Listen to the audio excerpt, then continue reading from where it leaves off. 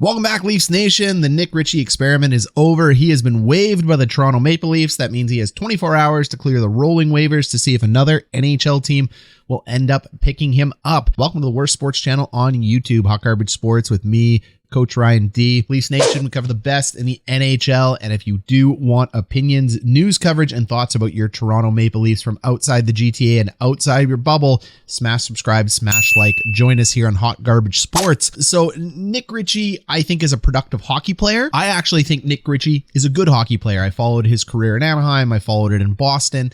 He just hasn't lived up to the hype of what a first round draft pick is. And what we're seeing here is a player that continues to get overpaid because of that first round draft capital that the Anaheim Ducks had spent on him. He actually was the pick right after Nick Ehlers, who ended up just being an absolutely nuclear option for the Winnipeg Jets.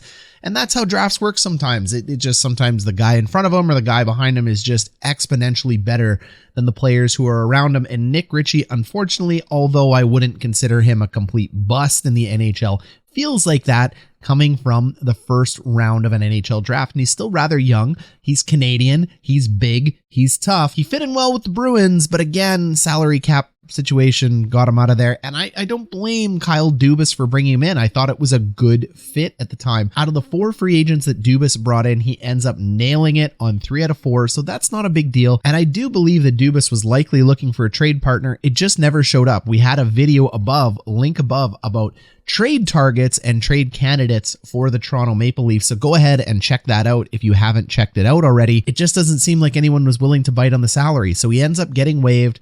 Will he get picked up? Maybe. I do think there's more than 50% chance that he ends up getting picked up by a team that could use that NHL experience. We just saw the Arizona Coyotes pick up Riley Nash off waivers. He's been waived twice this season, once by Winnipeg, once by Tampa Bay.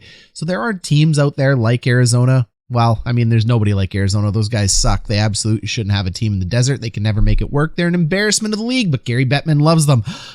Sorry, I'll get off my soapbox. We just lost our Jets to them, and they've been a joke since they've ever entered the NHL other than having sweet jerseys. But they ended up picking up Riley Nash, who's been waived twice, so that leads me to believe that Nick Ritchie will be picked up off of waivers. It just really matters is, do somebody think Nick Ritchie is worth the price that Kyle Dubas ended up paying him? So there's going to be a lot of people out there that say, hey, Dubas screwed up, because there's a lot of Dubas haters out there. I don't think he did at all. I think between Michael Bunting, who was an absolute home run, and David Kampf, he really ended up nailing it. I mean, if you get 3 out of 4 of those free agents right, that's pretty good. And he's managing under a very difficult cap, and the Toronto Maple Leafs are one of the best teams in the NHL right now. They just happen to play in an absolutely brutal division. So opening up this salary cap space makes sense. There's still going to be a lot of movement coming in for the Leafs, I believe, as we enter closer to the deadline, because it's just a pure arms race in the Atlantic Division right now. Florida, Tampa Bay, and Toronto. This is just going to be a bloodbath of the first round in the playoffs and the second round after that, because frankly, Leafs fans, you should mentally be prepared that there's a good possibility that you'll play one of the Florida teams in the first round and the other Florida team in the second round, and you're likely going to run into the defending NHL champions with Nikita Kucherov coming back probably for the playoffs. I mean, let's be honest, they'll be over the cap again, and it's going to be quite the battle. It's going to be quite the battle, and as good as Jack Campbell has been, Tampa Bay still is one of the best goaltenders in the NHL, and Ondrej Vasilevskiy and Bobrovsky is nothing to sneer at either.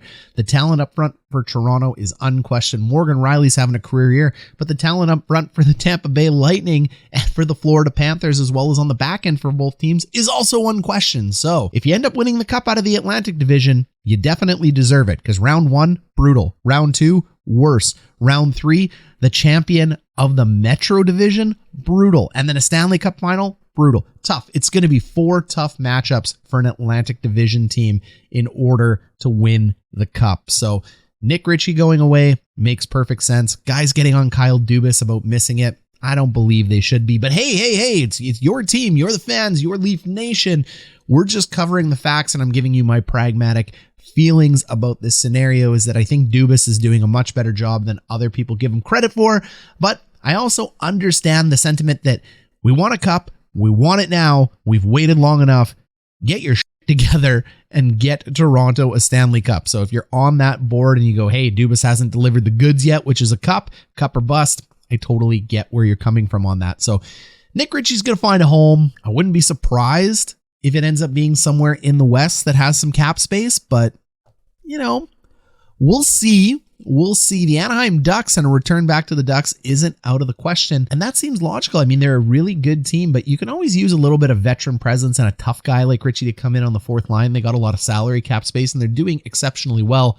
But maybe they won't do that. Maybe they have other trade targets in mind. Boston's a possibility, but again, butted up against the cap with Tuukka Rask just signing in. So I don't think that's going to happen. And the Justin Hall trade and a move for the Leafs is definitely still going to happen. So they freed up some space. It gives them ability to make a couple more moves.